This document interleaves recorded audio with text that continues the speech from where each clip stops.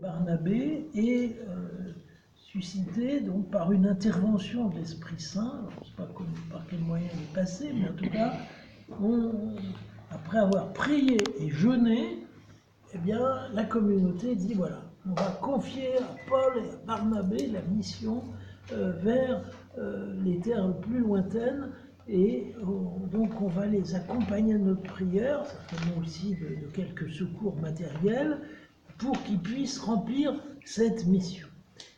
On sent c'est une décision communautaire qui a été prise. C'est pas le responsable qui a décidé ça dans sa tête. Ça jaillit de la prière et de la vie chrétienne de cette étonnante communauté d'Antioche. Quand on lit ce passage des Actes des Apôtres, c'est vraiment, c'est vers le chapitre 8-9, si vous avez un Nouveau Testament, vous trouverez facilement. C'est vraiment quelque chose d'impressionnant.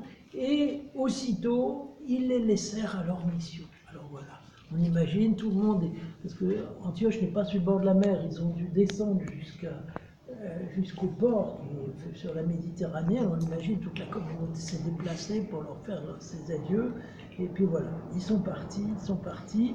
Et cet arrachement à une communauté où ils étaient pleinement intégrés, où tout se passait dans la ferveur, c'est dû quand même, quand d'un coup ils ont mesuré qu'ils étaient que 3, parce qu'en fait ils étaient 3, il y avait Paul, Barnabé et Marc, le futur évangéliste de Saint-Marc.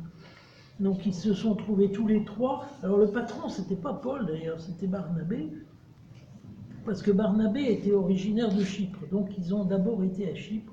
Bon, je ne vais pas vous raconter tous les voyages missionnaires de Saint Paul, je veux juste vous donner le sentiment de ce qu'a pu être cet envoi officiel en mission, ce départ dans lequel tout le monde a conscience qu'il y a quelque chose qui arrive, il y a une page qui se tourne, l'Église, qui quand même jusque-là est restée très limitée à Jérusalem, mettons la Terre Sainte, il y a certainement en Galilée, il y avait des choses, et puis alors Antioche.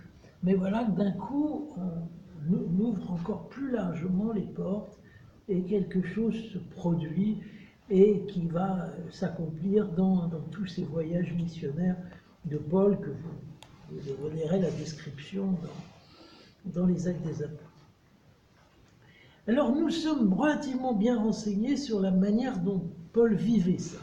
D'abord, ce sentiment d'urgence qui est chez lui. Malheur à moi si je n'évangélise. Ce sentiment que c'est pas facultatif, qu'il s'agit de la vie et de la mort des hommes. Alors c'est une chose d'ailleurs que dit le fameux manifeste, c'est 3 pour tous de connaître Dieu. Conscient que Jésus a donné sa vie pour tous les hommes sans exception, nous allons à la rencontre des chrétiens, des croyants d'autres confessions, des incroyants, pour leur dire que Dieu est amour, que tous les hommes, Jésus a voulu que tous les hommes soient sauvés, parviennent à la connaissance de la vérité. Ce sentiment d'urgence, nous le retrouvons à tous les grands moments de l'évangélisation. Quand saint François Xavier est parti vers l'Extrême-Orient, on a des lettres, notamment celles qu'il écrivait à saint Ignace, pour lui dire j'aimerais aller dans les universités françaises, parce qu'il avait fait ses études à Paris, j'aimerais dire à tous ces étudiants qui étudient la théologie, parce que c'est surtout ça, mais qui se préparent surtout à faire carrière dans l'Église, qu'il y a des âmes qui se perdent. Il y a des gens qui vont être perdus parce qu'on n'aura pas d'évangélisateur. Alors ça, c'est très très difficile à dire aujourd'hui, parce que je dis comment vous osez dire que les gens vont être damnés parce qu'ils ne connaîtront pas le Christ. Oui, quand même. C'est Jésus lui-même qui le dit. Ceux qui croiront et se feront baptiser seront sauvés. Ceux qui refuseront de croire seront condamnés. Alors, je sais bien qu'il ne dit pas non plus ceux qui ne seront pas baptisés seront condamnés, mais enfin il dit au moins que ceux qui ne croiront pas, ça sera grave pour eux. Donc il faut que nous retrouvions le sentiment de cette gravité. Pour nous, c'est quand même, on a tellement été habitués à l'idée qu'au fond, Dieu est bon, il regarde le monde, tout le monde il n'est pas à cheval sur ces choses-là, que chacun voit midi à sa porte, que toutes les religions se valent, etc. Ce qui est une incompréhension totale sur Vatican II. Le texte que je viens de vous citer de Saint Marc est l'un des textes les plus souvent cités à Vatican II, y compris dans sa finale négative, ceux qui refuseront de croire seront condamnés. Enfin, ceux qui ne croiront pas, parce que c'est la traduction qui est ajoutée, refuseront de croire pour atténuer. Ceux qui ne croiront pas seront condamnés. Donc, on s'est habitué à une espèce de dire, bon, bah, c'est un plus. Oui, certes que c'est un plus d'être chrétien, mais de toute façon, c'est pas ça qui conditionne le salut éternel des hommes. Or, on ne comprend plus rien au christianisme à ce moment-là. Pourquoi Jésus est-il venu sur terre?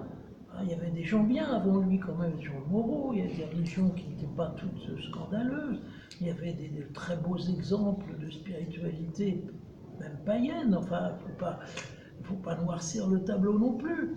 Alors, pourquoi Jésus est-il venu sur terre? Pour ajouter une nuance au panorama général, rajouter une autre manière d'être religieux à côté de ce qui existait déjà. Il faut bien croire quand même que vous étiez jadis ténèbres, comme dit Paul à ses correspondants. Il y a quand même quelque chose de vital dans la conversion. Parce que si ce n'est pas vital pour les autres, ça n'est pas non plus pour nous. À la limite, quel intérêt avons-nous d'être chrétiens à ce moment-là? C'est pas que nous avons échappé à un péril très grand, que nous avons trouvé la vie près du Christ. Donc à force de vouloir dire les choses de façon soft, on enlève toute urgence à l'évangélisation. On la ramène à quelque chose qui est simplement, bah, si ça vous dit, faites-le, bien sûr. C'est pas une question de vie ou de mort. Or, la lettre de saint François Xavier est impressionnante. Chaque jour, j'arrache à l'enfer des âmes. J'ai le bras fatigué à force de baptiser. Il a bien de la chance, remarquez, moi je n'ai jamais baptisé à ce point-là. Quand j'ai baptisé 2 enfants dans les journées, ça a été dû être le maximum ce que j'ai fait. Mais lui, il était fatigué. Alors qu'il ne savait pas les langues des pays dans lesquels il allait. Vous vous rendez compte de la difficulté de trouver des interprètes pour arriver à faire passer le message, et le message passait quand même.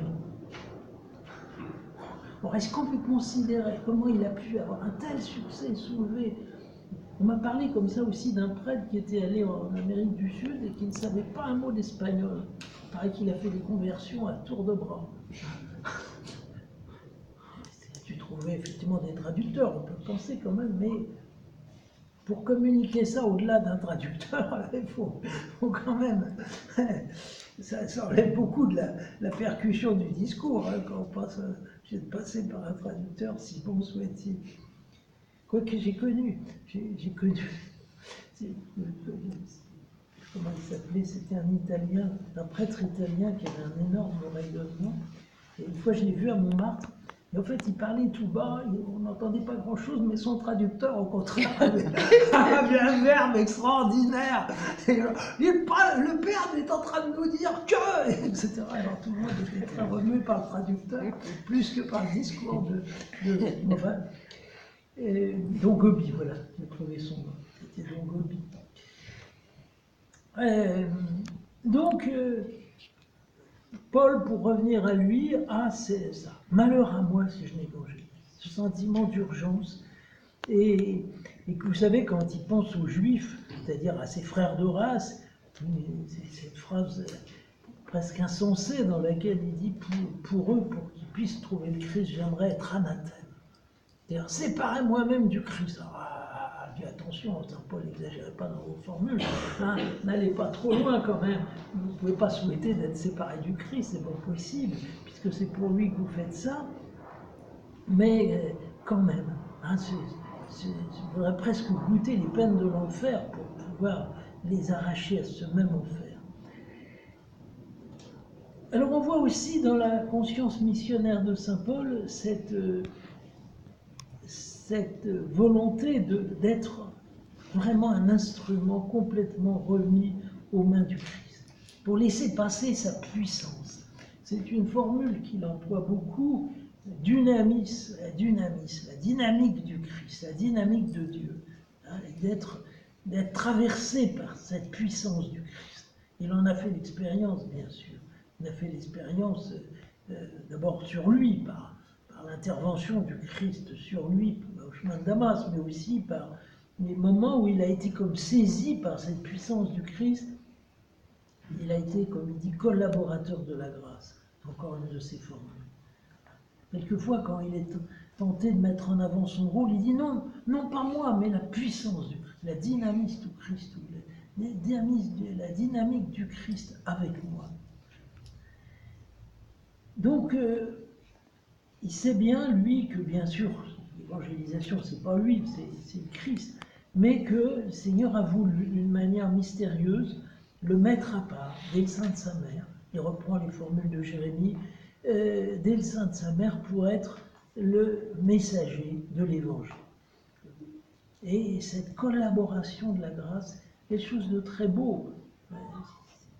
Ça s'applique bien sûr à beaucoup de domaines. On peut voir aussi Dieu qui agit à travers nous, à travers le bien qu'on fait aux autres, le service qu'on rend, beaucoup de choses. Mais probablement l'évangélisation est un des domaines où on le voit mieux, cette espèce de synergie entre la personne humaine et puis Christ qui passe à travers.